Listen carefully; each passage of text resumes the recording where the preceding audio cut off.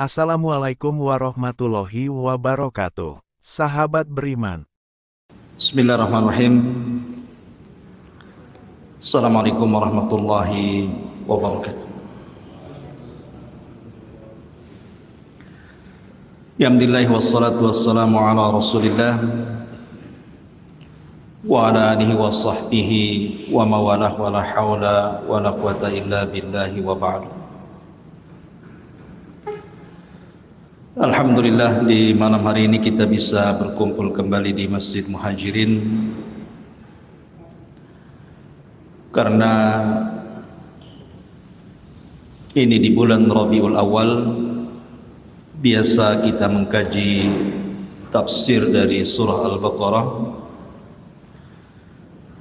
Kita fokuskan pembahasan di malam hari ini membahas tentang sirah Nabi sallallahu alaihi wasallam secara ringkas dari mulai kelahirannya sampai hijrahnya sampai wafatnya. Tentu kalau dijelaskan secara rinci tidak akan selesai, karena betapapun manusia ingin menjelaskan sirah Nabi sallallahu alaihi wasallam, usianya sudah pupus, sirahnya belum selesai. Tetapi kita akan ambil poin-poin terpenting, mengingat bulan Rabiul Awal ini bulan bersejarah.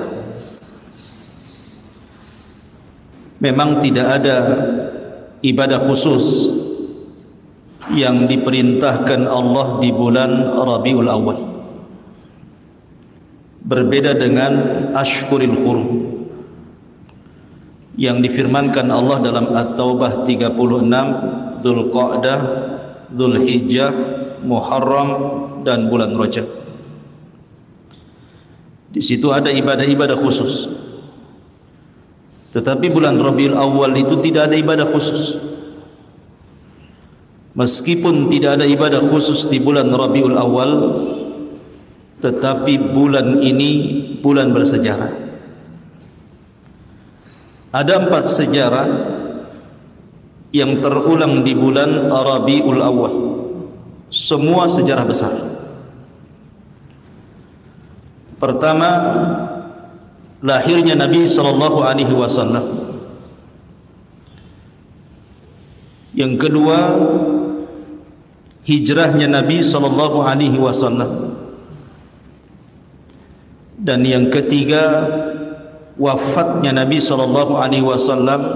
Dan yang keempat, diperselisihkan diangkatnya beliau menjadi nabi dan rasul. Ma'asyiral muslimin yang dimuliakan Allah Subhanahu wa taala, saya minta antum sabar. Nanti mungkin agak lama sedikit ya malam ini, karena sejarah Nabi cukup panjang, tetapi saya akan ringkas seringkas-ringkasnya. Di dalam Al-Quranul Karim ada 2 surat yang sangat pendek yang antum semua hafal. Pertama suratul Fil, dan yang kedua surah Quraisy. Yakin antum hafal surat ini karena paling pendek. Di dalam suratul Fil, Allah Subhanahu wa taala menggambarkan bagaimana Allah Subhanahu wa taala menghancurkan tentara Abrahatul Asram yang hendak menggempur Ka'bah. Dan Allah Subhanahu wa taala jadikan mereka ka'asfin ma'kul, seperti daun yang dimakan ulat. Tidak ada yang tersisa dari pasukan Abraha kecuali dibinasakan. Adapun yang hidup dan berhasil lari, mereka dikehendaki Allah untuk menceritakan kisah itu, tetapi juga berakhir dengan kebinasaan. Lalu apa tujuan Allah Subhanahu wa taala menghancurkan Abrahatul Asram di sebuah lembah yang disebut dengan Wadin Muhassir? Wad artinya lembah, Muhassir itu pengepungan, lembah pengepungan. Tujuan Allah Subhanahu wa taala menghancurkan Abrahatul Asram, tujuannya adalah liila fi Quraisy, ila fihim rihlatash syita'i was-sayf. Tujuannya untuk ilaf. Ilaf itu mempersatukan orang-orang Quraisy yang sebelumnya bercerai-berai. Dengan peristiwa Abrahatul Asram itu orang-orang Quraisy jadi bersatu, dan mereka diberikan nikmat oleh Allah Subhanahu wa taala, dua nikmat yang sangat besar. Pertama, at'amahum min ju', yang kedua, wa amanahum min khauf. Pertama, Allah limpahkan rizkinya sehingga tidak ada orang kelaparan. Yang kedua, Allah berikan keamanan. Ma'asyiral muslimin yang dimuliakan Allah Azza wa Jalla, maka ketika Allah Subhanahu wa taala menghancurkan Abrahatul Asram, ya, karena Abraha tidak mungkin menghancurkan tanah haram, karena tanah haram adalah baladun amin, negeri yang sangat aman, yang Allah Subhanahu wa taala firmankan, wattini wazzaitun wa turi sinina wa hadzal baladil amin. Haram itu negeri aman, dan di situ akan lahir dari seorang wanita yang namanya Aminah. Aminah itu artinya aman. Seorang nabi, penutup para nabi dan rasul, yang membawa keamanan bukan hanya bagi penduduk Mekah, tetapi bagi seluruh manusia. Wa ma arsalnaka illa rahmatan lil alamin. Tidaklah kami utus engkau wahai Muhammad kecuali menebar rahmat. Di mana? Di seluruh semesta alam, jinnya ataupun manusianya. Makanya kalau kita lihat nama-nama yang terlibat di dalam kelahiran Nabi sallallahu alaihi wasallam, pertama tentu ayahnya Abdullah, yang kedua Aminah, yang ketiga Suwaibah maulanya Abi Lahab, kemudian yang keempat Halimah Sa'diyah. Empat orang ini memiliki arti, memiliki makna bagi Nabi sallallahu alaihi wasallam. Adapun Abdullah terkandung padanya tauhid. Abdullah adalah hamba Allah, berarti Nabi sallallahu alaihi wasallam akan mendakwahkan tauhid. Yang kedua, ibundanya Aminah. Aminah artinya keamanan, karena Nabi sallallahu alaihi wasallam kelak akan menjadi pengaman bagi seluruh umat manusia. Nabi sallallahu alaihi wasallam bersabda, "Ana amanatun li ashabi. Fa idza dhahaba ashabi ata ummati ma tu'ad. Wa ashabi amanatun li ummati. Fa idza dhahabu ata ummati ma tu'ad." Aku adalah pengaman bagi para sahabatku, dan sahabat pengaman bagi umatku. Artinya sumber keamanan dari Nabi sallallahu alaihi wasallam. Kemudian juga Halimah Sa'diyah. Halimah itu artinya akhlak, kelembutan. Karena Nabi sallallahu alaihi wasallam diutus untuk memperbaiki akhlak manusia. Bu'itstu li utammima makarimal akhlak. Aku diutus untuk menyempurnakan akhlak manusia. Dan Suwaibah diambil dari sawab, artinya pahala. Karena Nabi sallallahu alaihi wasallam berhak untuk mendapatkan pahala, dan siapapun yang mencintai Nabi sallallahu alaihi wasallam pun akan mendapatkan pahala. Karena tidak sempurna seseorang sampai Rasul lebih dicintai dibandingkan dirinya, orang tuanya, anak-anaknya, hartanya, sampai seluruh manusia di permukaan bumi yang ia cintai. Kapan Nabi SAW lahir? Ma'asyiral muslimin yang dimuliakan Allah Azza wa Jalla, Nabi SAW lahir pertama di hari Senin. Hari Senin ini adalah hari lahirnya Nabi, dan itu berdasarkan nas. Ketika Nabi SAW puasa di hari Senin, kemudian Nabi SAW ditanya, maka Nabi SAW menjawab, "Dzakal ladzi wulidtu fihi." Itulah hari yang aku dilahirkan padanya. Maka hari Senin adalah hari kelahiran Nabi SAW, makanya disunnahkan berpuasa hari Senin. Adapun tanggalnya dan juga bulannya menjadi khilaf para ulama. Apakah Nabi SAW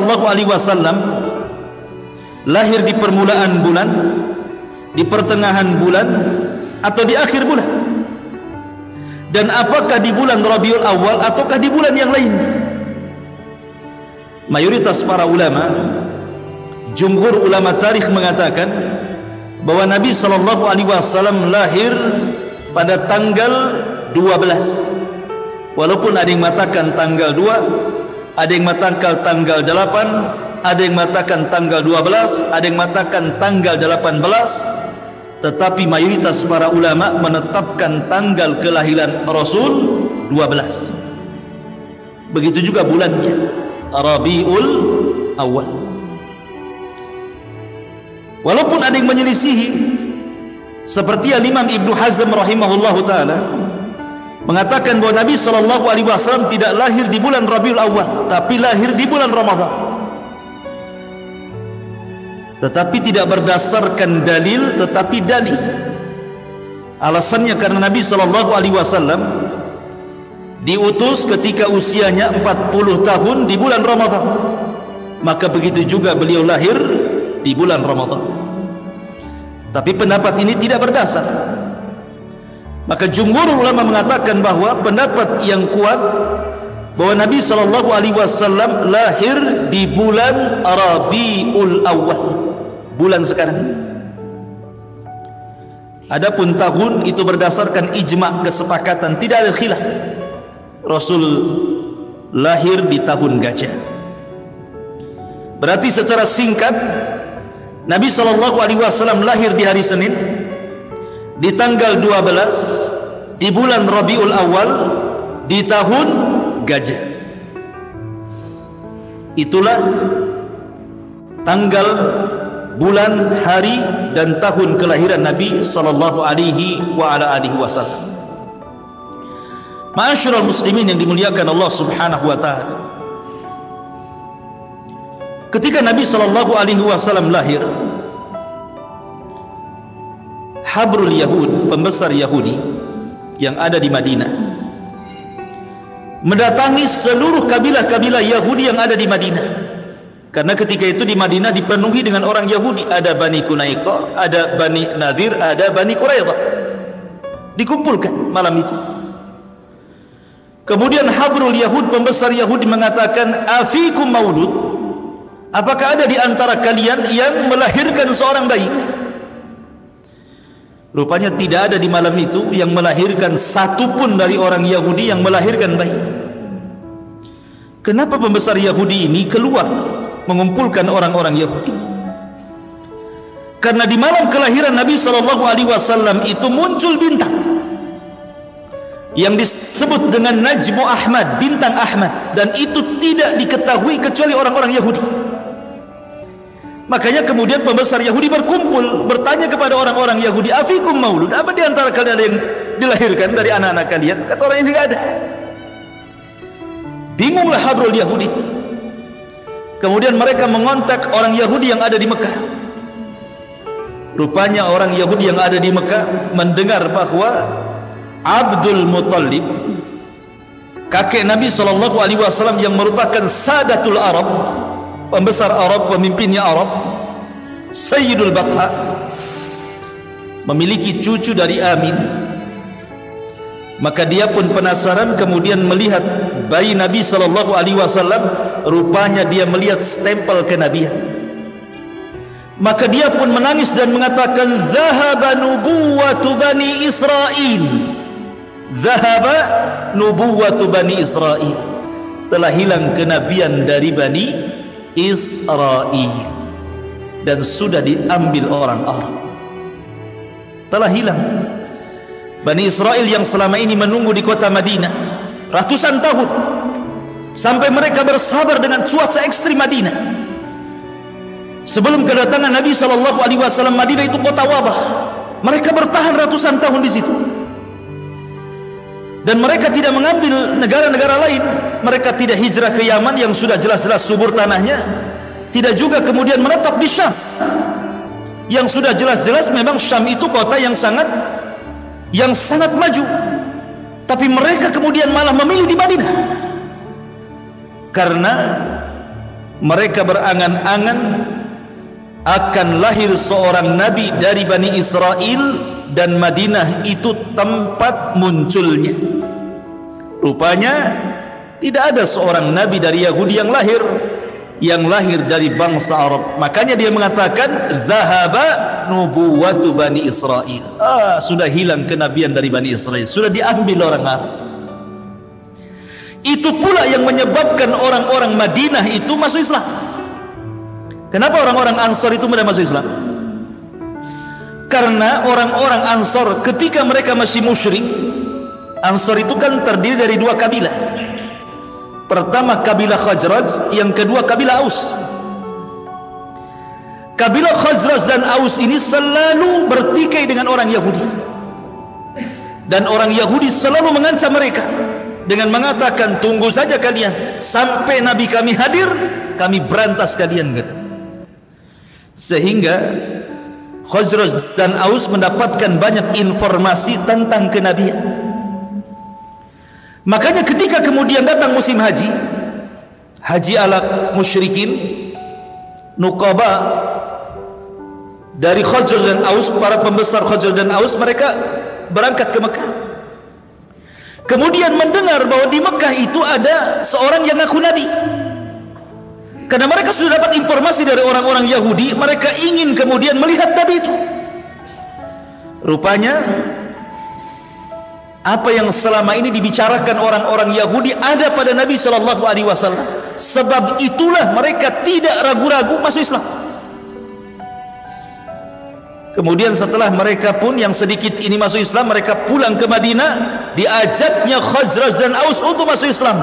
Makanya kenapa dakwah Rasul di Madinah itu tidak lama, tetapi mengislamkan banyak penduduk Madinah. Tetapi orang-orang Mekah degil karena tidak diinformasi soal kenabian. Makanya mereka keras menolak, apalagi hasadnya siapa? Abu Jahal kepada Bani Abdil Manaf. Makanya kemudian orang-orang Mekah sulit untuk beriman. Ma'asyiral muslimin yang dimuliakan Allah Azza wa Jalla, kembali kepada cerita kelahiran Nabi SAW. Ketika Nabi SAW lahir, sebelumnya Abdul Muttalib bermimpi bahwa dia akan punya cucu dan disuruh memberi nama Muhammad ataupun Ahmad. Maka betul saja, rupanya Aminah setelah 50 hari tragedi perang gajah, kurang 3 tahun kan 50 hari itu, 2 tahun lebih, tiba-tiba kemudian Aminah mengandung. Maka Abdul Muttalib senang ketika betul-betul kemudian dia lahir. Maka Abdul Muttalib langsung menggendong Rasul, dimasukkan ke dalam Ka'bah. Jadi Rasul itu awal maulud yang adkhala Abdul Muttalib al-Ka'bah. Jadi pertama lahir saja oleh Abdul Muttalib langsung digendong, dibawa ke dalam Ka'bah. Kemudian dia mengatakan, "Samaituhu Muhammadan." Ku beri nama anak ini Muhammad ataupun Ahmad dalam Al-Quran. Kenapa? Tafa'ul. Karena tafa'ulan artinya nama itu kan doa. Mudah-mudahan bayi ini banyak dipuji manusia. Makanya jangan sembarang kasih nama. Kasih nama itu yang benar. Nama anaknya siapa Pak? Jupiter, komputer. Nah, itu bukan. Nama itu yang benar. Abdullah, ya, Abdurrahman, Muhammad, nama salah seperti nama Nabi. Ma'asyiral muslimin yang dimuliakan Allah Azza wa Jalla, selang beberapa waktu datanglah maradi. Karena kebiasaan orang-orang Arab itu, mereka kalau punya bayi tidak disusui sendiri ibunya. Jadi orang-orang kota itu supaya anaknya sehat, karena kalau hidup di kota banyak penyakit. Kemudian anaknya tidak terdidik, kemudian bahasanya kacau, kemudian kesehatannya terganggu. Makanya anak-anak orang kota, Rasul itu lahir di kota. Rasul itu lahir di kota. Tidak ada nabi yang dari desa. Semua nabi itu orang kota. Bukan berarti merendahkan desa, tidak. Tapi semua nabi orang kota. Nah, Nabi SAW itu terlahir yatim. Karena Abdullah ketika safar ke Madinah terkena huma Yathrib, terkena wabah Yathrib. Mungkin di zaman sekarang macam corona lah. Karena Madinah dahulu itu penuh dengan wabah sebelum masuknya Rasul ke Madinah. Tapi setelah hijrahnya Nabi SAW ke Madinah, hilang wabah itu. Makanya disebut Madinatun Thayyibah, Madinah yang baik, tidak ada wabah lagi. Lah Nabi SAW akhirnya terlahir yatim karena Abdullah meninggal karena wabah. Dan Rasul itu seyatim-yatimnya anak yatim, karena ketika brojol saja dia tidak melihat ayahnya, karena ayahnya meninggal ketika Rasul 6 bulan dalam kandungan Aminah. Dari sini Allah Subhanahu wa taala firmankan, "Wadduha wal laili idza saja ma wadda'aka rabbuka wa ma qala", sampai kepada wa wajadaka yatiman fa'awa. Kami dapati engkau Muhammad dulu yatim, fa'awa, Allah yang melindungimu. Kalau Allah yang melindungi siapapun, tidak mungkin terlantar bayi itu. Karena Allah menjamin dengan melindunginya, maka siapapun yang dilindungi Allah tidak akan terlantar. Walaupun Nabi itu diasuh dari tangan ke tangan, tidak pernah terlantar hidupnya. Tiba-tiba kemudian datang maradi, orang-orang yang menawarkan untuk menyusui bayi dari kampung-kampung, dari kabilah-kabilah Badui. Datanglah kabilah dari Bani Sa'idah. Ketika seluruh orang melihat Nabi SAW, tidak ada yang mau mengambil. Alasannya yatim, kemudian fakir. Kalau saya mengambil anak ini, kemudian saya susui, saya rawat, saya jaga, dapat apa saya? Ibunya miskin, anaknya yatim, sehingga tidak ada satupun keluarga Badui yang mengambil Rasul untuk disusui. Rupanya ada satu orang yang telat datang, namanya Halimah Sa'diyah, orang paling miskin di desanya. Itu pun membawa atan, pakai unta yang kurus sekali. Lama jalannya kalau unta kurus itu, sehingga dia paling terakhir datang. Ketika seluruh kawan-kawannya, tetangga-tetangganya sudah mendapatkan bayi yang dibawa pulang ke kabilahnya, sudah tidak ada bayi lagi kecuali Rasul sallallahu alaihi wasallam. Mikir Halimah sudah yatim, miskin pula, tapi kemudian suaminya memastikan enggak apa-apa, bawa saja anak ini, mudah-mudahan ada berkah. Akhirnya kemudian Halimah pun setuju, setuju untuk membawa Nabi sallallahu alaihi wasallam. Dibawalah Nabi SAW ke kabilah Bani Sa'diyah, ke rumah Halimah Sa'diyah. Subhanallah, ketika Halimah membawa gadis itu, membawa Nabi itu, bayi itu, Nabi SAW betul-betul memberkah. Malamnya mereka itu sudah lelah, namanya dari perjalanan jauh, berhari-hari kan, menuju kota, apalagi miskin, tidak punya makanan. Tiba-tiba ketika mereka mengambil bayi Nabi SAW, subhanallah, kambing yang dibawanya. Orang-orang dulu kan kalau bawa bekal kan bawa kambing, ya, kalau lapar disembeli. Karena makanan pokoknya orang Mekah itu daging kambing. Beda dengan Madinah, kurma. Tapi makanannya orang Mekah walaupun daging kambing tidak mengakibatkan kolesterol, darah tinggi dan stroke. Beda kambing Batam, apalagi kambing Tamiang. Ya langsung ke Tamiang lah habis makan tuh. Kenapa kemudian kambing-kambing di sana itu kalau dimakan pagi makan kambing, siang makan kambing, malam makan kambing sehat? Karena ada doa berkah dari Nabi Ibrahim. Ketika Ibrahim alaihi salatu wasallam berkunjung ke rumah Ismail, kemudian istri keduanya setelah menceraikan istri pertama, Ismail punya istri lagi satu, istrinya solehah. Kemudian dihidangkan kepada Ibrahim air putih Zam-zam, kemudian daging kambing. Ibrahim mengatakan, Allahumma barik li ta'amihim wa syarabihim. Ya Allah, berkahi air ini Zam-zam. Ya Allah, berkahi daging ini. Sejak itu Zam-zam menjadi berkah, daging kambing pun jadi berkah. Tapi di sana, bukan di sini. Di sini ATB tidak berkah, apalagi kambingnya. Coba saja kalau nggak percaya 1 bulan antum makan kambing pagi, siang, sore, pagi, siang, sore. Apa nggak naik tensinya? Masyarul muslimin yang dimuliakan Allah Azza. Jadi orang dulu itu kalau safar ya bawa kambing, karena itu makanan pokoknya masalahnya. Lah kambing-kambingnya kurus. Ketika Nabi SAW sudah di pangkuan Halimah, tiba-tiba susunya kambing itu gemuk-gemuk dan bisa diperah. Dan mereka bisa minum dari susu itu. Malam itu semua tertidur nyenyak. Baik suaminya, Halimahnya, kemudian bayi yang disusuinya. Kan orang yang menyusui harus punya bayi dia. Kalau nggak punya bayi nggak keluar susunya. Dan ketika Nabi SAW hendak disusukan sebelah kiri, tidak mau dia. Mau disusukan ke sebelah kiri, tidak mau, tetap sebelah kanan. Kenapa? Karena Rasul tahu bahwa sebelah kiri milik saudara sepersusuannya. Lihat, kecil-kecil tahu hak orang itu masih bayi tahu itu hak orang, tidak mau. Kita dah tua-tua main hambat aja hak orang, ya kan, nggak peduli. Ya. Masyarul muslimin yang dimuliakan Allah Azza wa Jalla. Akhirnya kemudian Halimah pun langsung keesokan harinya menunggang atan unta yang kurus kering itu. Subhanallah, unta walaupun kurus kering, ketika Rasul berada di atas tunggangan itu, unta itu kuat.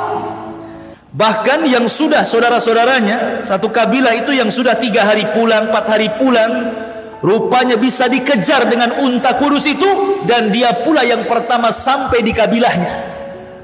Itu berkah pertama itu yang dirasakan siapa? Halimah Sa'diyah, karena Nabi SAW. Dan Nabi itu saat kelahiran senang orang, termasuk Abu Lahab. Abu Lahab itu senang sekali dengan kelahiran Rasul. Saking senangnya dengan Rasul, maka Suwaibah dimerdekakan dia budaknya itu. Lah Suwaibah ini pun termasuk yang menyusui Nabi setelah Aminah, Suwaibah, kemudian Halimah. Jadi 3 wanita yang pernah menyusui Nabi. Ibunya sendiri Aminah, kemudian budaknya Abu Lahab, Suwaibah yang dimerdekakan, kemudian yang terakhir Halimah Sa'diyah. Dibawa ke Bani Sa'diyah.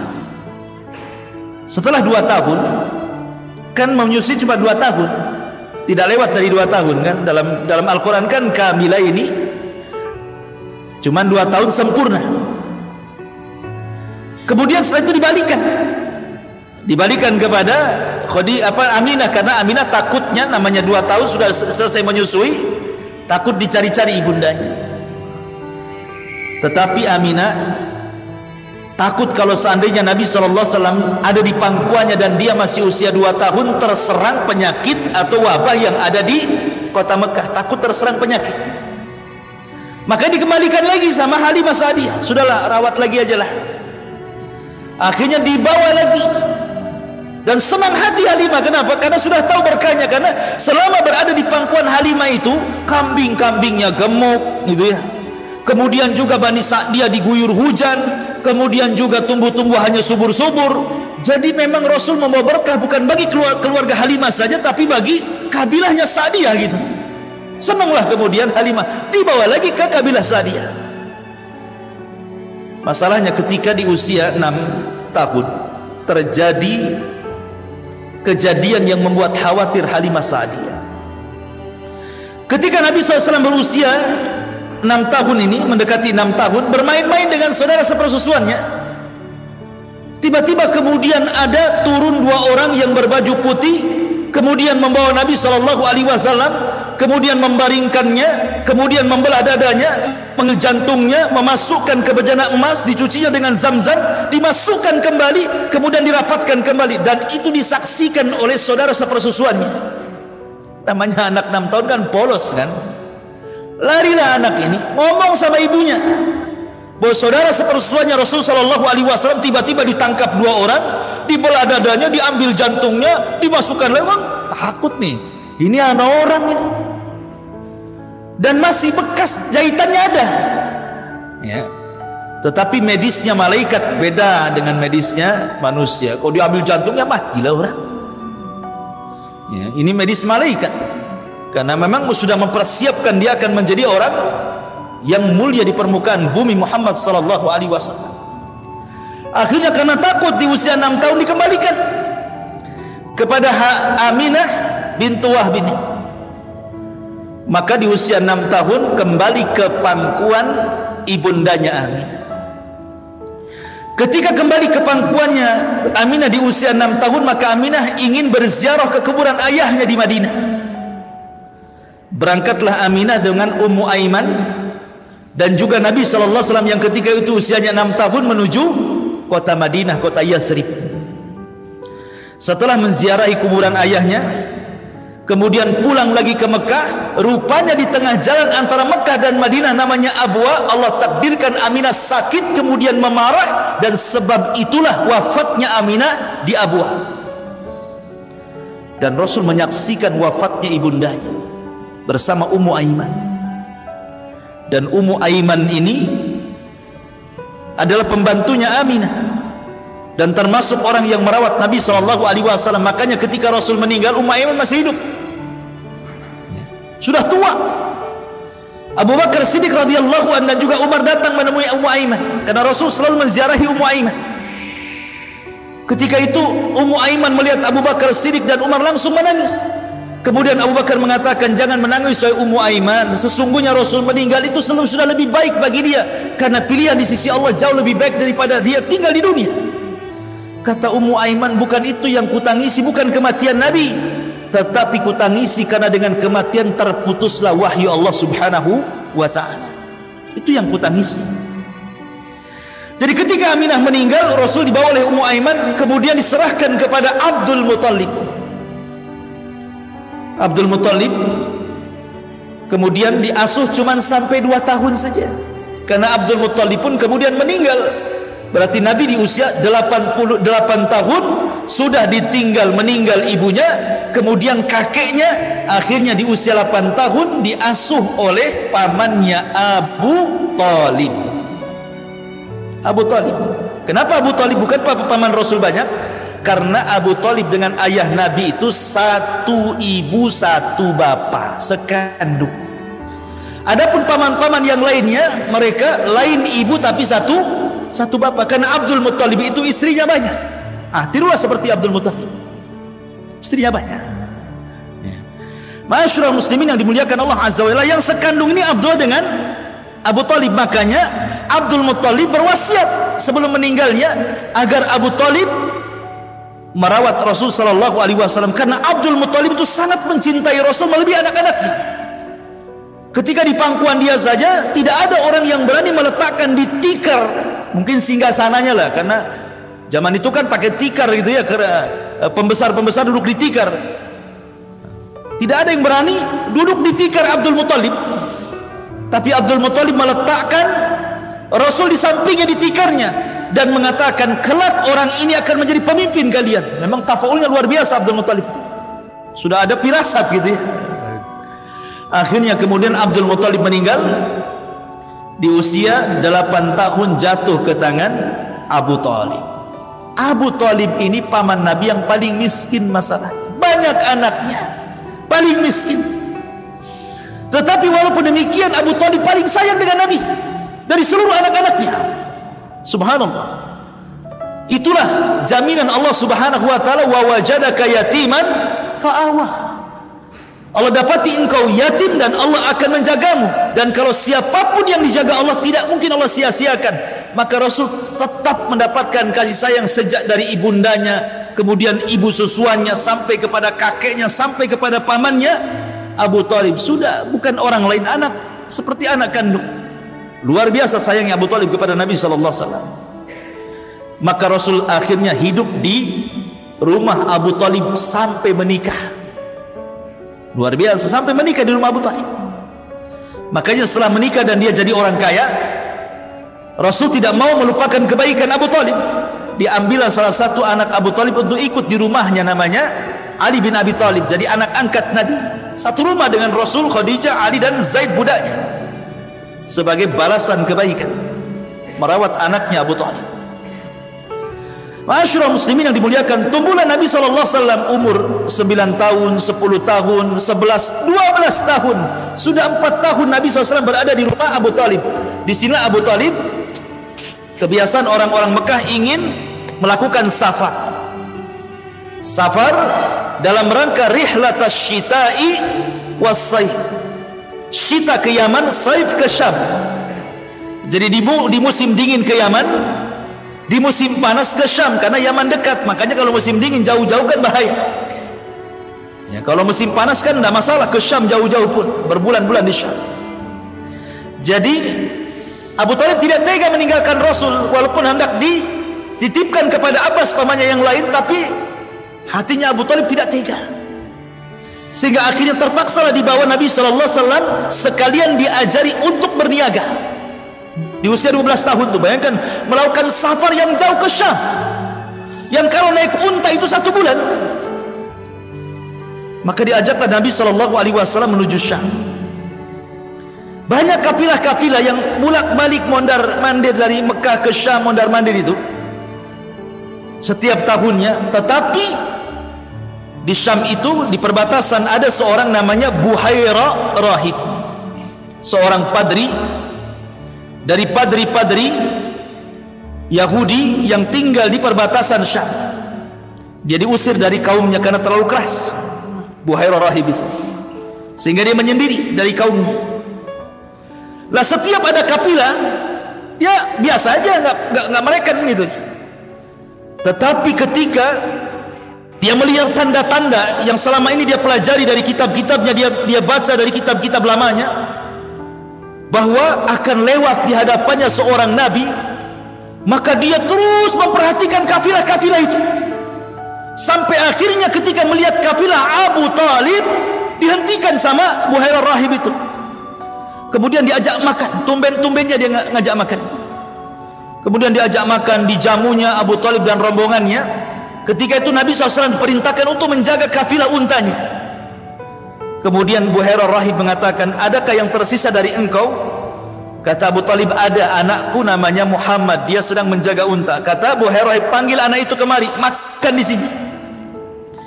Akhirnya ketika melihat Nabi SAW, Buhaira itu langsung terperanjat. Apalagi kemudian melihat tanda-tanda kenabian yang ada di bahunya. Maka langsung Buhaira bertanya kepada Abu Thalib, ini anak siapa? Kata Abu Thalib, ini anak saya. Kata Buhaira Rahib, bohong.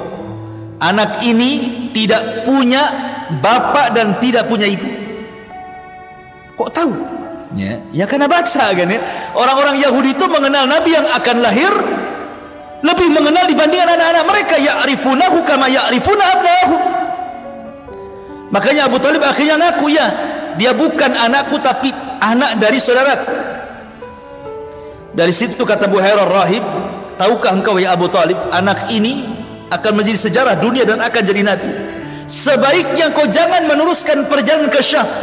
Sebab kalau orang-orang Yahudi Syam mengetahui dia calon nabi, pasti dibunuh karena hasadnya mereka. Rupanya nabi mereka yang ditunggu-tunggu bukan dari Bani Israel, orang Arab pula. Bisa dibunuh anak ini, bawa balik. Karena yang ngomong tokoh, Abu Thalib takut lah kan itu kan. Kalau ngomong orang biasa mikir deh, ini yang ngomong Buhaira Rahib, seorang rahib besar kan itu. Akhirnya Abu Talib pun tidak jadi membawa Nabi ke Syam, balik lagi ke Mekah di usia 12 tahun. Maka Abu Talib hanya berdagang tanpa Nabi SAW. Lah ketika Nabi SAW di usia 12 tahun inilah, maka Nabi SAW berusaha mencari pekerjaan. Karena memang rata-rata pekerjaan orang miskin, orang susah di zaman itu ya jadi penggembala kambing. Cari orang kaya yang banyak kambingnya, kemudian dirawat kambingnya, kemudian ngambil upah dari hasil rawatannya. Kayak di kampung lah ya, umpamanya antum punya sapi, dirawatkan ke orang, nanti kalau anak lahir 2, nanti yang satu untuk kita yang punya sapi, yang satu untuk yang merawatnya, kan begitu. Di kampung-kampung kan begitu biasanya, bagi hasil dia. Maka Nabi SAW bekerja kepada para orang-orang kaya yang banyak kambingnya. Makanya Nabi mengatakan, ma min nabi illa wara'al ghanam. Tidak ada satupun Nabi kecuali penggembala kambing, pernah menjadi penggembala kambing. Lah ketika Nabi menjadi penggembala kambing inilah masyhur akhlak Nabi. Mulai terkenal akhlak Nabi sejak Rasul menjadi penggembala kambing ini. Dikenal kejujurannya, dikenal amanahnya, dikenal akhlaknya. Karena di usia remaja, seusia Nabi SAW itu, kalau di zaman jahiliyah, mereka terbiasa minum khamar, terbiasa main perempuan, terbiasa maksiat kepada Allah Azza wa Jal, terbiasa ngomong ucapannya kotor-kotor gitu ya. Tapi Nabi SAW tidak pernah mendekati sebagaimana gaya hidup anak-anak remaja di zaman itu. Rasul tidak pernah memegang botol khamar, Rasul tidak pernah mencaci maki, Rasul tidak pernah mengeluarkan kata kotor, Rasul tidak pernah berzina, Rasul tidak pernah maksiat gitu ya. Dia hanya sibuk dengan kambingnya. Maka mulailah terkenal akhlaknya Rasul di saat itu. Ketambah-tambah ketika musim kawin, musim menikah gitu kan. Kan banyak acara-acara walimah di mana-mana, walimatul arus itu. Ya kayak kita juga lah, walimatul arus itu kan kalau zaman dulu ya pakai organ tunggal, kalau nggak nyewa organ tunggal nggak sah kayaknya. Harus nyewa organ tunggal dulu ya. Harus ada minumannya, malamnya judi gitu ya, kalau orang-orang dulu itu. Maka Rasul SAW diajak kawannya, ayo kita datanglah ke walimah. Rasul tidak mau. Kalau begitu, maka kalau engkau tidak mau pergi bersama kami Muhammad, ya sudah, kami titipkan kambing-kambing kami. Maka sejak itulah Rasul jadi penitipan kambing. Ya. Jadi kambing-kambingnya kalau ada acara itu dititipkan kepada Rasul. Subhanallah, tidak ada satupun kambing hilang, tidak ada satupun kambing yang dimakan serigala, tidak ada satupun kambing yang sakit. Sejak itu dikenal amanahnya. Akhirnya bukan hanya kambing saja dititipkan, mulailah kemudian orang-orang Quraisy menitipkan barang. Kalau mereka safar, menitipkan uang kepada Rasul, karena dikenal amanahnya. Maka sejak itu Rasul dikenal di halayak orang umum Sadiqul Amin. Orangnya sadik, jujur, lagi amanah. Terkenal di akhlaknya itu. Tidak pernah maksiat, tidak pernah minum khamar, tidak pernah mengucapkan kata-kata kotor. Pokoknya akhlaknya luar biasa dan dipuji oleh orang-orang Quraisy itu tentang akhlaknya Nabi SAW. Makanya kenapa Abu Lahab itu suka dengan Nabi? Sampai-sampai kemudian 2 putranya disuruh menikah dengan 2 putri Nabi sebelum diangkat jadi Nabi ya. Tapi setelah diangkat jadi Nabi, jadi musuhnya pula kan gitu ya. Disuruh ceraikan Utbah dan Utaibah, menceraikan Ruqayyah dan Ummu Kulsum itu untuk menyakiti hati Nabi. Ma'asyiral muslimin yang dimuliakan Allah Subhanahu wa ta'ala. Maka ketika Nabi SAW sudah dewasa, di usia 14 tahun, Nabi itu mengikuti satu peperangan yang disebut dengan Perang Fijar. Ada namanya Perang Fijar yang mengatakan di usia 15 tahun terjadi Perang Fijar. Perang Fijar ini diambil dari Fijar itu karena fujur. Fujur itu artinya fajir, kejahatan. Fa'alhamaha fujuraha wa taqwaha. Allah mengilhamkan yang jahat dan yang takwa gitu ya. Disebut Perang Fijar dari fujur. Kenapa disebut fujur, kejahatan? Karena ketika itu kabilah Qais ibn Ailan menyerang kabilah Quraisy dan Kinanah di bulan-bulan haram dan di tanah haram. Marah orang Quraisy. Karena bagi mereka bulan hurum, Dzulqa'dah, Dzulhijjah, Muharram, Rajab itu bulan mulia. Tidak boleh ada perang. Apalagi di tanah haram. Tiba-tiba kabilah Qais bin Ailan menyerang pula Bani Kinanah di tanah haram, di bulan haram. Bangkit orang-orang Quraisy. Perang, lama perangnya sampai 4 tahun. Ya kan? Sampai 4 tahun, bayangkan, sampai usia Nabi SAW mendekati 20 tahun itu. 19 tahun. Perang Fijar itu Nabi ikut serta itu, membela orang-orang Quraisy dengan menyediakan senjata. Ya.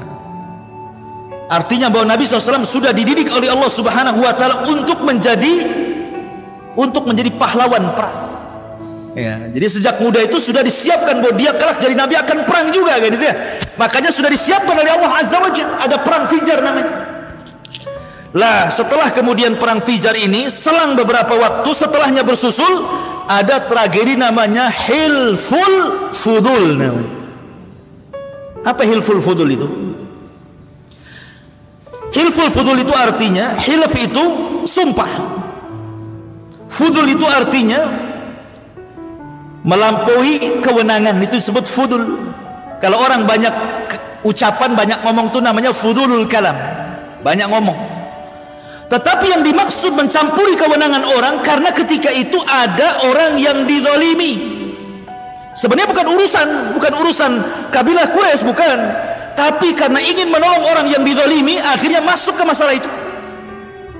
Karena ada seorang laki-laki dari Zabidi Yaman, kabilah Zabid namanya, itu hendak mengirim barang dagangan kepada seorang laki-laki namanya Al-As ibn Wail As-Sahmi.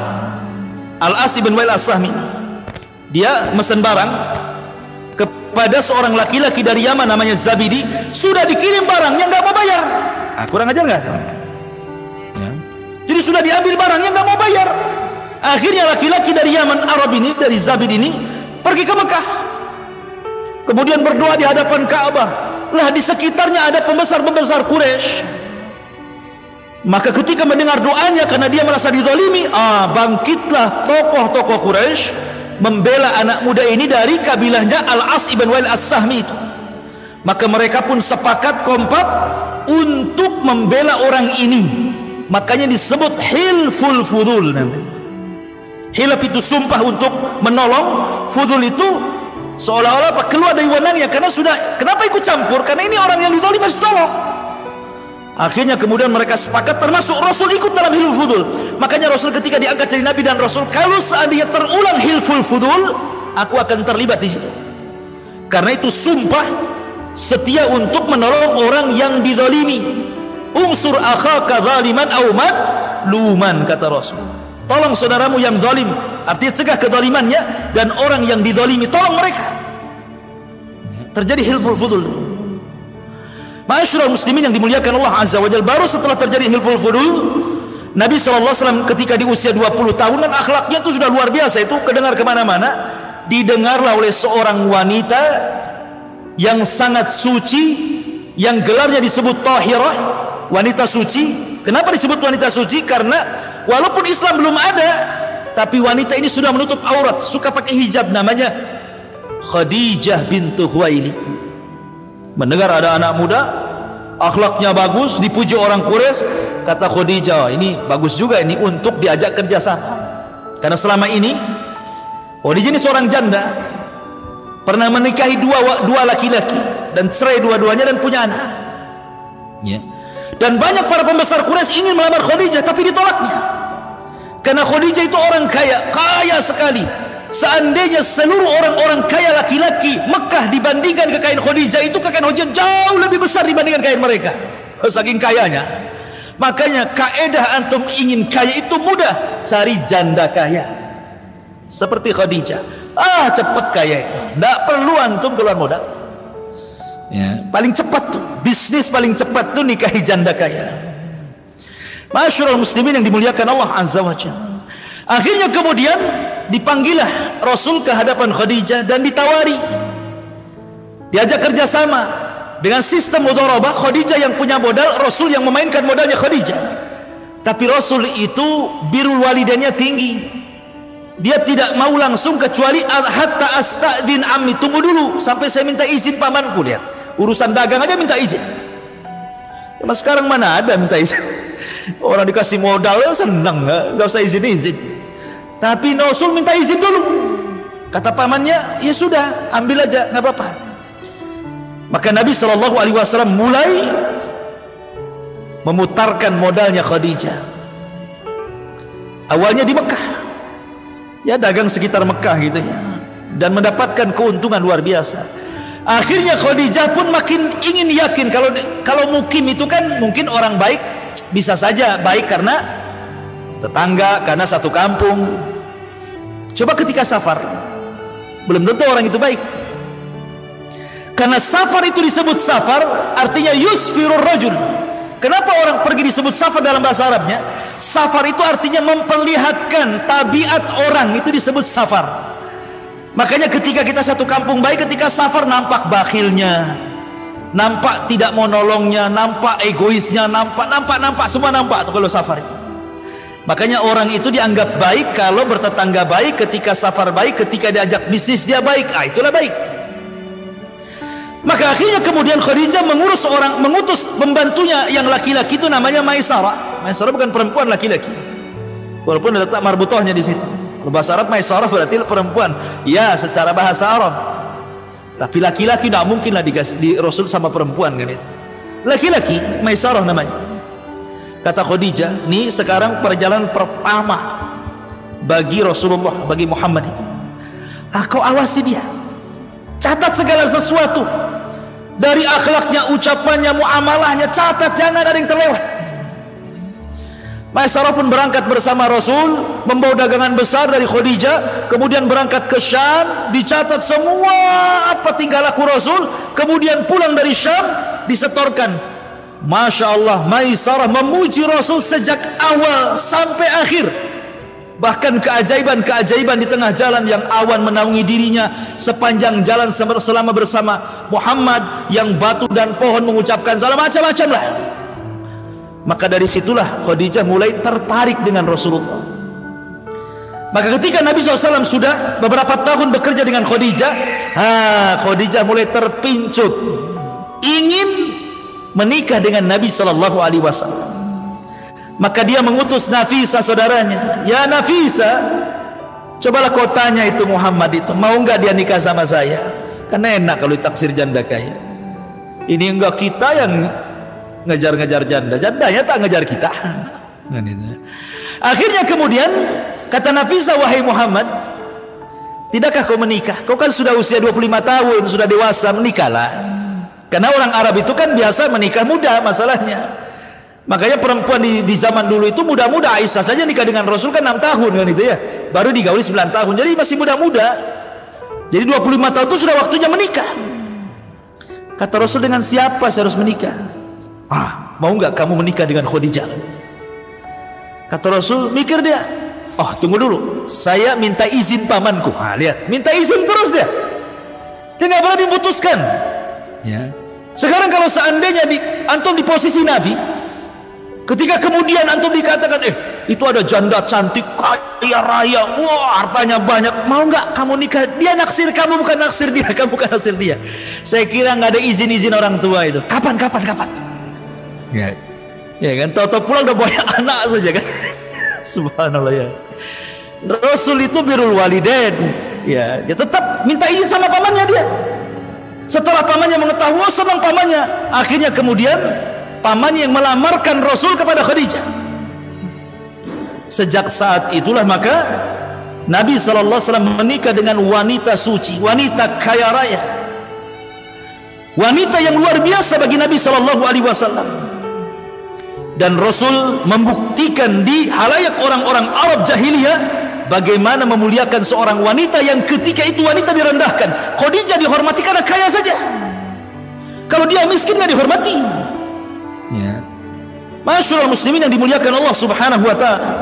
Maka resmilah Rasul menikah dengan Khadijah dengan mahar yang luar biasa, dengan menyembelih 10 ekor unta sebagai walimahnya dan membagi-bagi kepada fuqara wal masakin. Walimah antum pakai apa? 1 ekor kambing, 2. Ini 10 unta sembelih. Kadang-kadang nasi kotak pula walimah. Masyaallah muslimin yang dimuliakan Allah Subhanahu wa taala.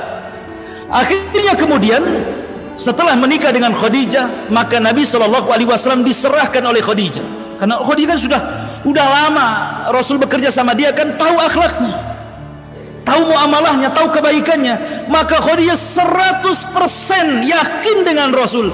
Ketika sudah menikah saja, dia menyerahkan seluruh kekayaannya, seluruh bisnisnya kepada Nabi SAW. Oh, luar biasa. Ana nggak yakin kalau antum dapat janda kaya diserahkan hartanya, itu nggak yakin. Karena nggak yakin sama antum masalahnya. Nanti nikah lagi antum. Masyaallah muslimin yang dimuliakan Allah Azza wa Jalla. Artinya bahwa Khadijah yakin betul dengan Nabi, diserahkan semuanya. Murni Khadijah menjadi ibu rumah tangga. Dan subhanallah, Allah karuniakan kepada Rasul banyak anak dari Khadijah. Lahirlah Zainab, lahirlah Ruqayyah, lahirlah Ummu Kulsum, lahirlah Fatimah. Ini perempuan, semua hidup dan semua menyaksikan mereka menikah. Mereka hidup sampai menikah dan punya anak sebagian mereka. Tapi yang laki-laki disayangkan mati di waktu bayi. Punya anak Qasim laki-laki mati di usia hitungan bulan. Kemudian punya anak lagi Abdullah mati juga di hitungan bulan. Jadi Nabi SAW tidak punya garis keturunan laki-laki. Walaupun ada dari budaknya Maria Qibtiyah yang diberi nama Ibrahim pun meninggal dunia.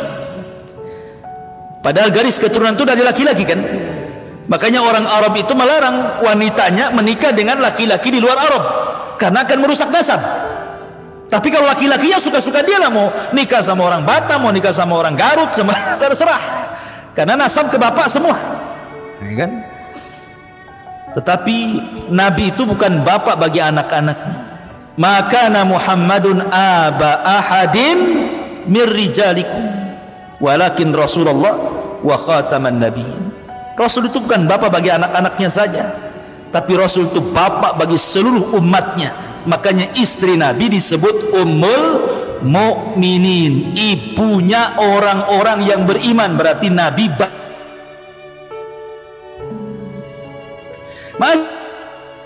Masyaallah muslimin yang dimuliakan Allah Azza wa Jalla.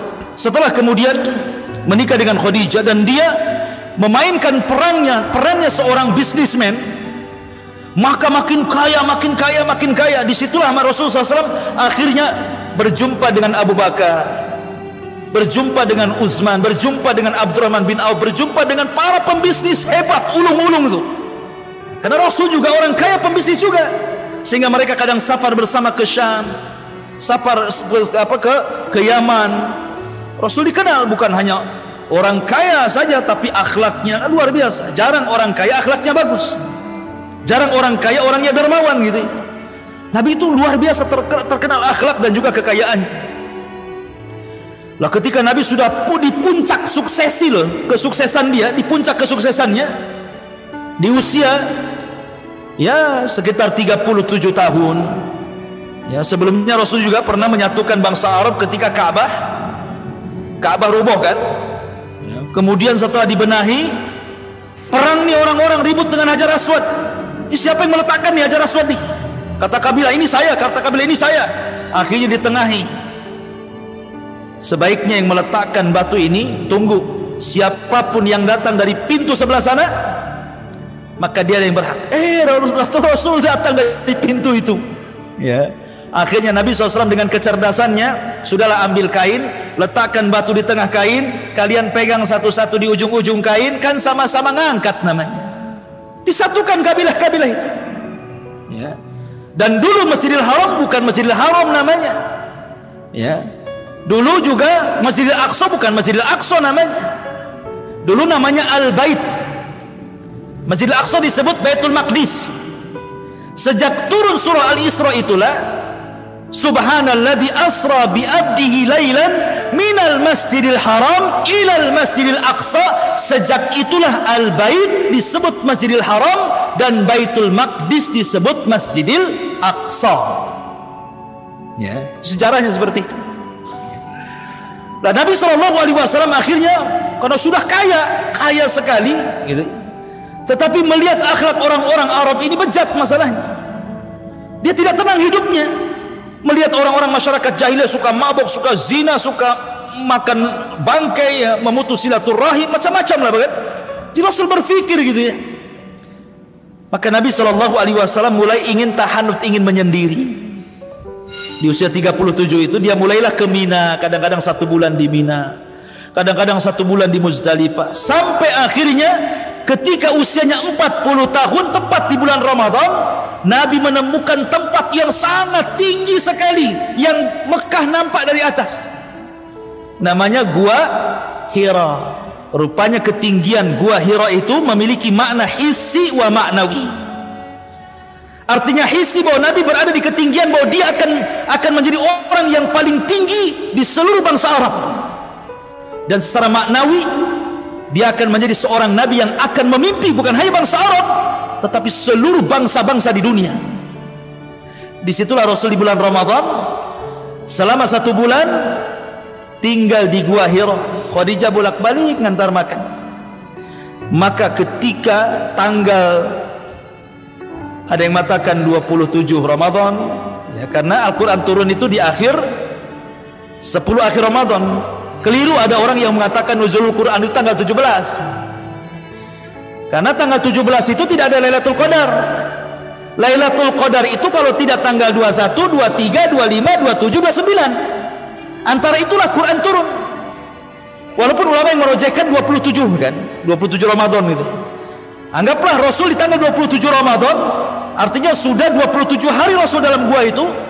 Tiba-tiba datang orang yang berbaju putih sangat tampan, kekar gitu ya, memeluk Rasul dari belakang, kemudian membisikkan, "Iqra ya Muhammad, Iqra ya Muhammad."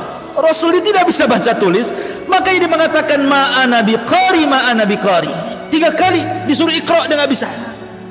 Akhirnya mulailah ditalkinkan oleh orang ini dan mengatakan, "Iqra bismi rabbikal ladzi khalaq, khalaqal insana min 'alaq, Iqra wa rabbukal akram alladzi 'allama bil qalam, 'allamal insana ma lam ya'lam." 5 ayat pertama surah Al-Alaq turun. Ketika itulah Rasul resmi diangkat jadi nabi. Baru 3 bulan setelahnya diangkat jadi Rasul dengan turunnya surah Al-Mudaththir 5 ayat. Karena surat yang pertama turun itu Al-Alaq, itu nomor 1. Nomor 2-nya Al-Mudaththir. Nomor 3-nya Nun. Nomor 4-nya Muzammil. Nomor 5-nya Al-Fatihah. Nomor 6-nya Al-Lahab. Baru surat-surat terus sampai selesai. Ya. Ma'asyiral muslimin yang dimuliakan Allah Azza wa Jalla. Jadi ketika Nabi SAW kemudian sudah dinobatkan jadi Nabi dengan turunnya surah Al-Alaq 5 ayat pertama ini, maka Nabi SAW pun pulang. Ya. Kemudian di tengah jalan, rupanya dia menyaksikan Jibril dalam bentuk aslinya, gitu ya, sedang duduk di antara langit dan bumi. Ketakutan Nabi. Ya gimana loh, gitu. Jibril itu besar, memiliki 600 sayap, satu sayapnya terbentang antara ujung barat dan ujung timur, sad dan ufuk kan gitu ya. Jadi kalau melihat ke sana sayap Jibril, melihat ke sana sayap Jibril, ke belakang sayap Jibril, kayak langit itu sayap Jibril semua, sad dan ufuk namanya ya. Gimana nggak takut Nabi? Makanya Nabi SAW kemudian pulang dan mengatakan kepada Khadijah, "Dathiruni, dathiruni ya Khadijah, selimuti aku, selimuti aku." Dan peristiwa itu setelah 3 bulan, kemudian tiba-tiba ketika Rasul di dalam selimut, Jibril datang dan mengatakan, "Qul ya ayyuhal muddathir." Hei orang yang berselimut, "Qum fa'anzir." Qum fa'anzir. Berdiri, jangan tidur, beri peringatan orang-orang. Wa rabbuka fakabbir. Dan Rabbmu besarkan. Wa thiyabaka fatahhir. Bersihkan pakaian. Wa ruzza fahjur. Dan begitu seterusnya. Maka resmilah diangkat jadi nabi. Jadi nabi itu konsekuensinya kita wajib membenarkan, Rasul itu konsekuensinya kita wajib mengikuti.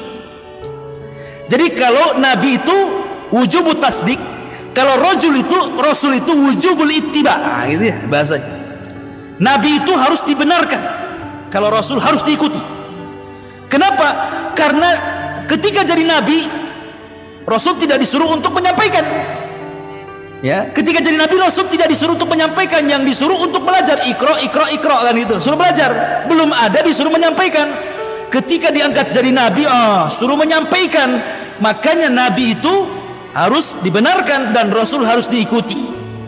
Makanya kenapa ada istilah ikhlas wal ittiba namanya. Kita harus ikhlas dan harus ittiba mencontoh Nabi sallallahu alaihi wasallam.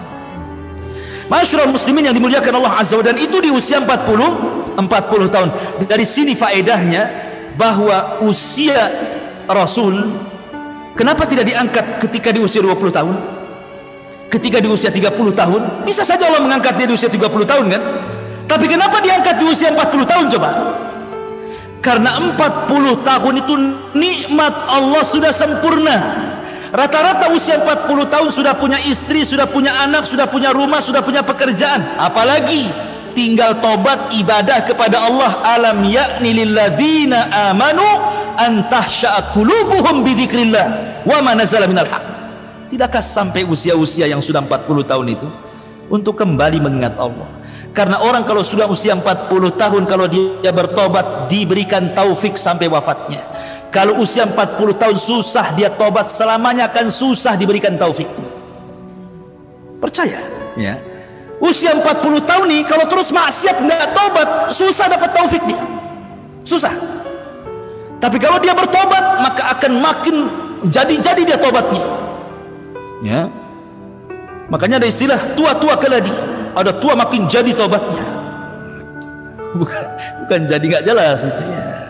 Masyarul muslimin yang dimuliakan Allah Azza wa Jalla. Kemudian Rasul di usia 40 tahun diangkat jadi nabi. Mulailah Nabi SAW berdakwah. Disinilah tantangan Nabi luar biasa. Pertama yang didakwai siapa? Khadijah.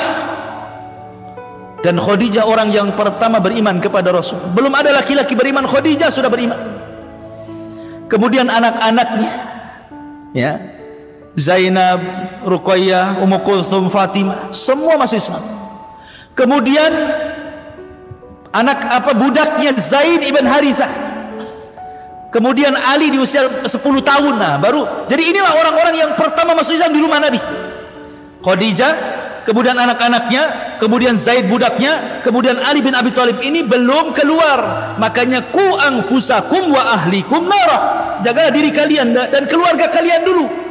Baru keluar. Baru setelah itu keluar dapat Abu Bakar. Inilah Abu Bakar nih yang pertama dapat nih. Dan Abu Bakar luar biasa. Ketika melihat Nabi diajak masuk Islam saja, tidak ada keraguan. Satu-satunya sahabat yang masuk Islam, tidak ada keraguan, cuma Abu Bakar. Yang lainnya masih mikir, betulkah dia Nabi? Jangan-jangan bukan. Tengok dulu, dengerin dulu, gitu ya.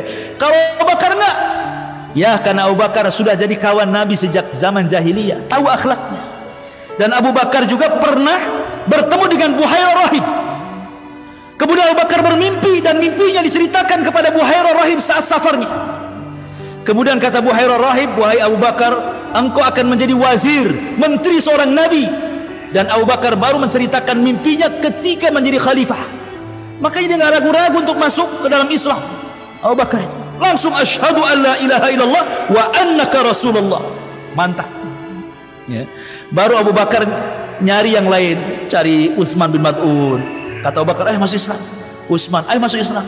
Abdul, semua 10 sahabat yang dijadikan masuk surga itu kebanyakannya masuk Islam di tangan Abu Bakar. Mulai Utsman masuk Islam karena Abu Bakar, Talha masuk Islam karena Abu Bakar, Zubair masuk Islam karena Abu Bakar, Abdurrahman bin Auf masuk Islam karena Abu Bakar, Abu bin Al-Jarrah masuk Islam karena Abu Bakar. Luar biasa Abu Bakar itu ya. Dia ngajak kawan-kawannya. Dan orang yang diajak Abu Bakar Islam ini bukan orang biasa.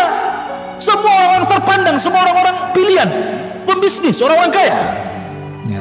Luar biasa Abu Bakar, jasanya luar biasa. Makanya Rasul mengatakan, kalau seandainya keimanan Abu Bakar ditaruh di satu neraca, dan seluruh keimanan manusia setelah Rasul ditimbang di neraca satunya, iman Abu Bakar jauh lebih berat dibandingkan iman satu dunia manusia itu, selain Nabi maksudnya.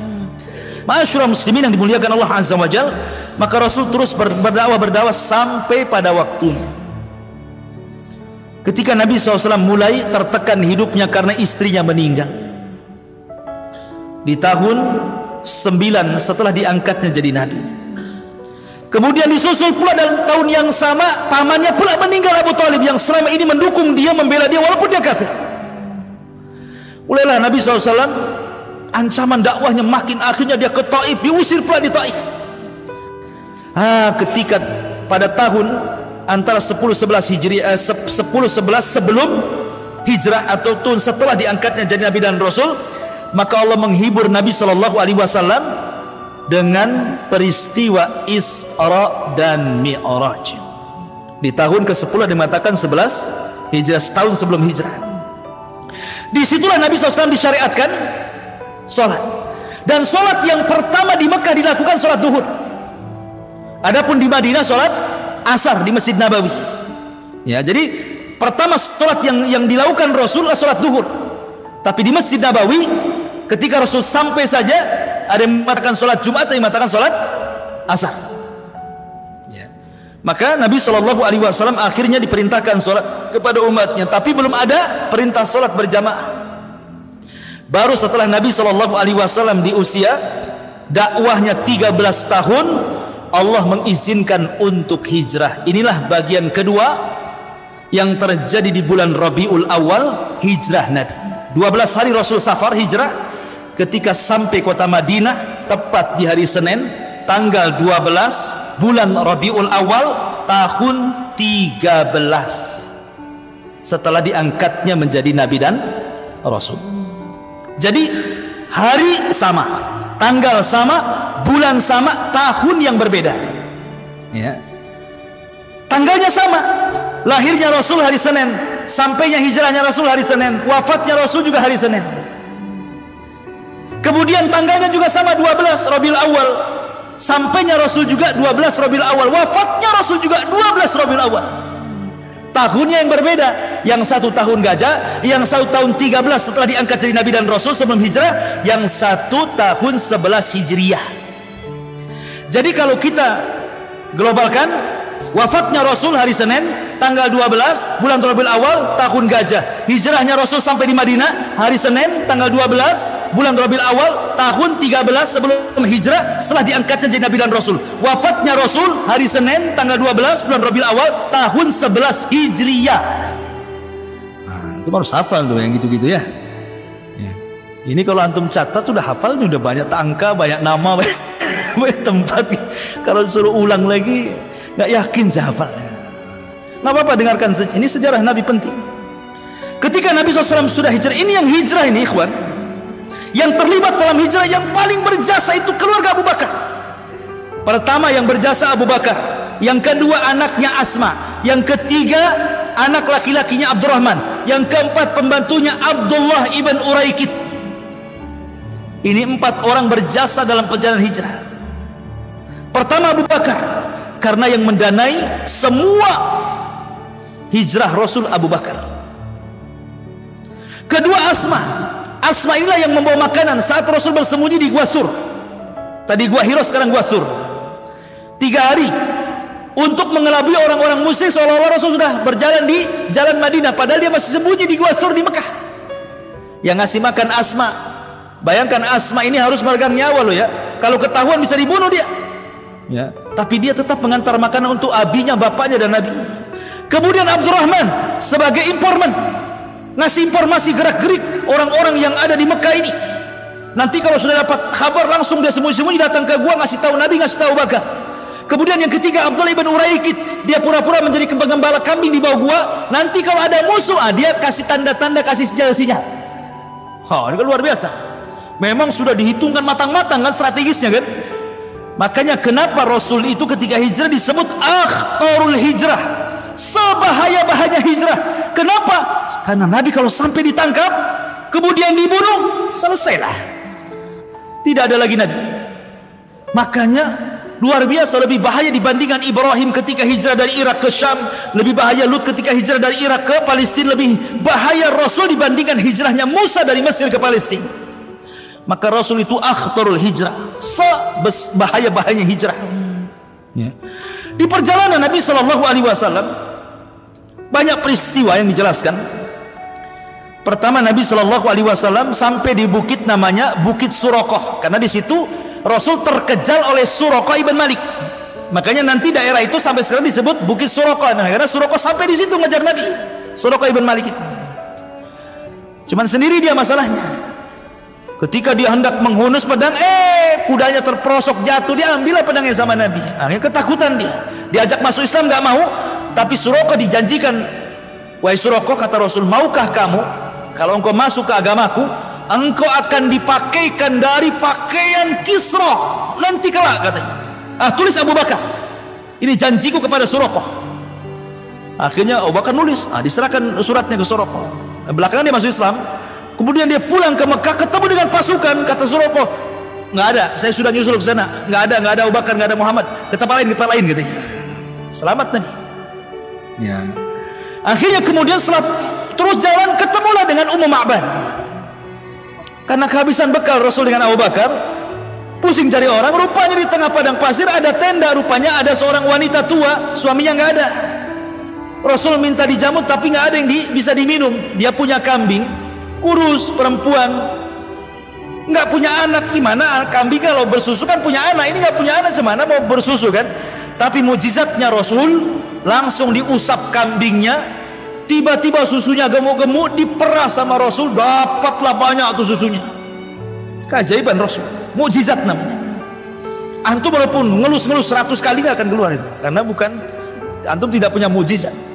Ya, Ma'asyiral muslimin yang dimuliakan Allah Azza wa Jalla. Akhirnya kemudian kata Rasul, israb ya Abu Bakar, minum wahai Abu Bakar. Kata Abu Bakar, bal anta syrab ya Rasulullah, bahkan engkau yang minum, wahai Rasul. Kata Rasul, akhirnya Rasul minum. Setelah minum 1 kali, diberikan kepada Abu Bakar, bal isyrab ya Rasulullah, minum lagi wahai Rasul, minum lagi. Bal isyrab ya Rasulullah, minum lagi. Apa kata Abu Bakar? Lamma ra'aitu an-nabiyya sallallahu alaihi wasallam yashrab thumma yashrab hatta rawaitu, katanya. Ketika aku melihat Rasul minum, kemudian minum, hilang dahagaku, katanya. Aneh. Orang lain yang minum dia hilang dahaga. Kalau kita lagi ngelak nih, ya kan? Antum lagi haus ngelak gitu ya. Tengok ada minum es itu, kelak. Kapan ini orang ini ngasih es sama saya? Kan begitu ya. Ini aneh kita Abu Bakar ini. Melihat Nabi minum, kok hilang dahaganya? Kenapa? Saking senangnya. Begitulah orang yang disenangi. Orang kalau sudah cinta itu, subhanallah ikhwan, bisa gila orang itu kalau cinta. Makanya ada namanya Laila Majnun, kan itu ya. Antum pernah dengar cerita Laila Majnun? Laila nama perempuannya, Majnun nama laki-lakinya. Maka disatukan Laila Majnun. Ini si Majnun ini kalau datang di malam hari senang. Kenapa? Karena malam bahasa Arabnya apa? Lailun, berarti pacarnya ada di malam hari. Kalau datang siang nggak suka dia, karena bahasa Arabnya siang itu naharun, nggak menyebut pacarnya. Jadi kalau malam hari senang, kenapa? Datang Laila. Jadi suatu ketika si Majnun ini berburu, dia lapar, berburu dia, betul-betul ingin cari makan, ambil busur, ambil panah, masuk ke hutan, adalah di itu menjangan itu. Untuk menjangan itu kijang, ya. Dipanah itu, kena, ya. Akhirnya ditangkap. Ketika mau disembelih, diperhatikan matanya. Kok matanya sama dengan mata Laila, katanya. Dilepas, makanya Majnun, kan itu. Gara-gara mata si kancil seperti mata kekasihnya dilepas dia, kan gitu. Itulah Majnun. Majnun itu artinya sinting. Ya. Ma'asyiral muslimin yang dimuliakan Allah Azza wa Jalla. Jadi orang kalau sudah cinta itu bisa gila. Ya. Bisa nggak terasa apapun gitu. Lihat kecintaan Abu Bakar kepada Rasul itu kan luar biasa gitu. Karena saking senangnya Rasul itu hilang hausnya, dia pun jadi hilang sendiri hausnya. Itulah kecintaan yang luar biasa, tidak dimiliki siapapun kecuali Abu Bakar kepada Nabi Shallallahu Alaihi Wasallam. Itulah perjalanan hijrah itu. Sampai akhirnya sampailah Nabi Shallallahu Alaihi Wasallam di Kuba. Di Kuba inilah Nabi Shallallahu Alaihi Wasallam mendirikan masjid pertama kali, namanya Masjid Kuba. Kemudian Nabi SAW ketika itu lewat di sebuah kabilah bertepatan dengan hari Jumat, maka Rasul pun melaksanakan Jumat pertama di situ. Sebenarnya sebelumnya sudah ada Jumat. Sebelum Rasul melaksanakan Jumat di Madinah sudah pernah dilaksanakan Jumat, jumlahnya 40 orang. Makanya kenapa dalam mazhab Syafi'i salat Jumat itu harus 40 orang. Kalau tidak, maka tidak sah Jumatnya. Karena Jumat yang pertama, kalau nggak salah As'ad ibn Zurarah yang diutus Nabi Shallallahu Alaihi Wasallam ke Madinah gitu kan. Kemudian diarahkan nanti kalau hari Jumat kau salatlah Jumat di sana. Maka kemudian As'ad ibn Zurarah ini melaksanakan salat Jumat pertama di Madinah sebelum Rasul datang ke Madinah. dan jumlahnya 40 orang. Makanya dalam mazhab Syafi'i salat Jumat itu harus 40 kan? Tidak boleh lebih. Boleh lebih tapi tak boleh kurang. Kalau kurang mereka salat zuhur lagi. Tidak sah dianggapnya. Karena berpatokan dengan Jumat yang dilakukan pertama kali jumlahnya 40 orang. Ya. Kuat dalilnya sebenarnya. Ya, ada dalilnya 40. Lah antum yang membolehkan di bawah 40 mana dalilnya? Hah? Yang membolehkan di bawah 40 itu mana dalilnya coba? Ini dalilnya 40 loh ya. Masyarul muslimin yang dimuliakan Allah Azza wa Jalla, jawab sendiri.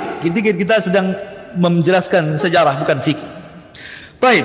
Kemudian setelah Nabi SAW sampai di Kuba, kemudian melaksanakan Jumat juga di situ yang kedua kalinya setelah sahabat, kemudian baru mengarah ke kota.